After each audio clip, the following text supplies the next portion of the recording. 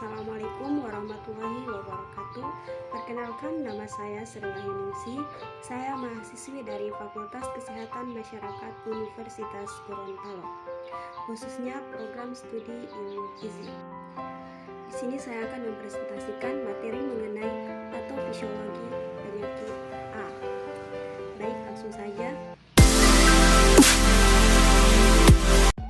Oke, sebelum kita masuk ke bagaimana patofisiologi penyakit A tersebut sehingga dia menjadi virus, sebelumnya saya akan menjelaskan terlebih dahulu apa itu hepatitis A. Hepatitis A itu merupakan infeksi hati yang disebabkan oleh virus hepatitis A. Infeksi virus hepatitis A ini umumnya terjadi karena kontaminasi makanan atau air dan transmisi secara horizontal dari satu individu ke individu lainnya. Hepatitis A ini merupakan virus RNA berbuntai tunggal dan masuk ke dalam famili Picornaviridae. Jadi, hepatitis A ini merupakan peradangan organ hati yang disebabkan oleh infeksi virus hepatitis A. Infeksi yang akan mengganggu kerja organ hati ini dapat menular dengan mudah melalui makanan atau minuman yang terkontaminasi virus hepatitis A. Oke, sekarang kita masuk ke patofisiologi penyakit hepatitis A. Bagaimana sih sampai manusia itu terpapar penyakit hepatitis A tersebut?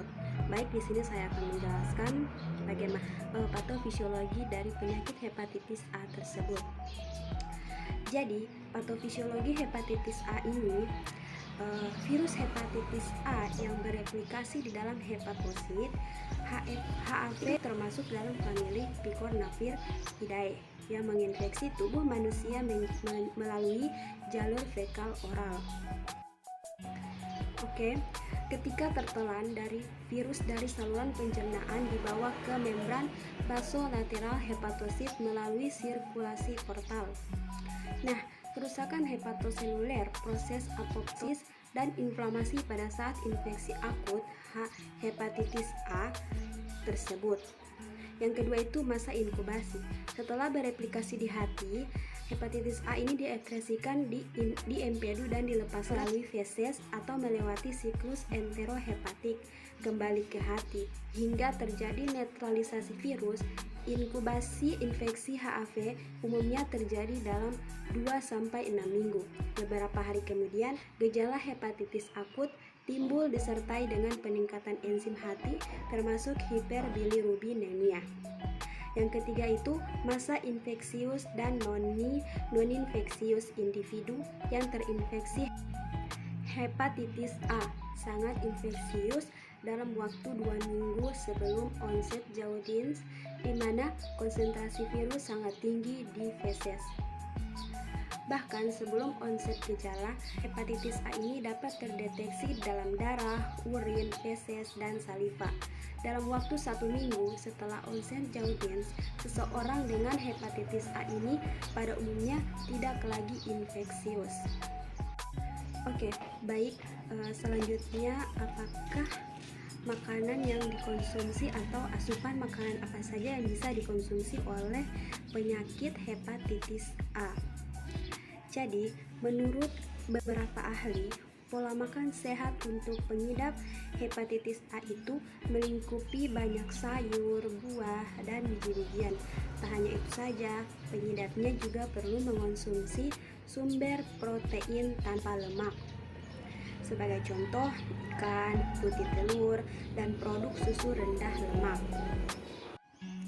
Jadi, seperempat piring makan itu harus mengandung karbohidrat yang tinggi serat.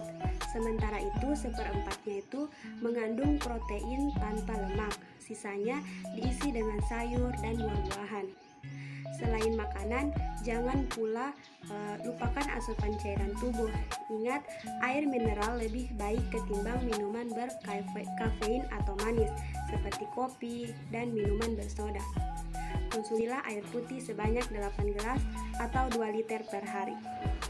Infeksi hepatitis A itu dapat dicegah dengan vaksinasi hepatitis A, gaya hidup yang bersih, terutama sering mencuci tangan, sanitasi lingkungan yang baik, serta kebersihan makanan dan minuman yang kita konsumsi.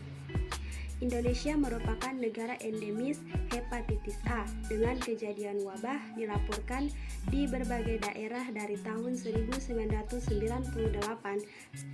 Baik, itulah materi yang dapat saya presentasikan pada pertemuan kali ini.